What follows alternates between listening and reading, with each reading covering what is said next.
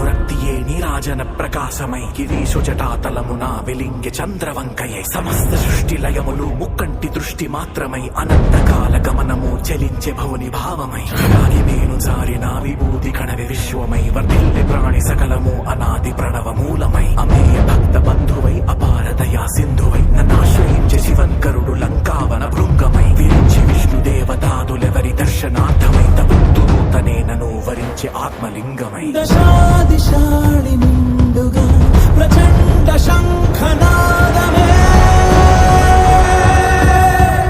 ప్రభాస కాంతి పుంజమే అఖండ శైవ తేజమే శంభో మహాశంభో నినాదమిది మధుర పాఠం సద్భక్తి బిల్వమిది మహేశునిది హృదయ పీఠం మదీయాత్మదీపం శివోద్దీపితం మహాదేవదేవ శివోహం శివోహం.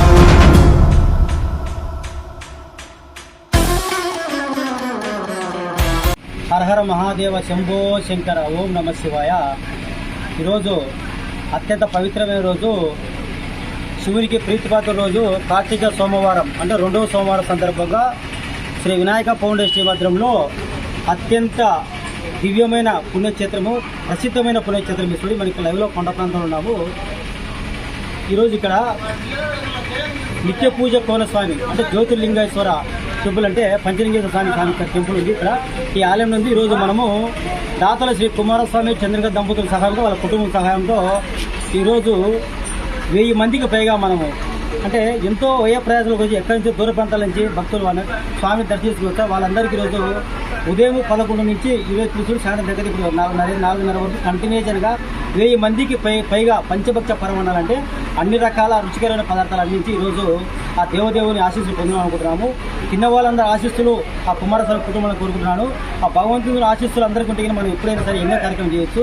శ్రీ వినాయక ఫౌండేషన్కి సపోర్ట్ చేయండి. Thank you. జై హింద్, జై భారత్.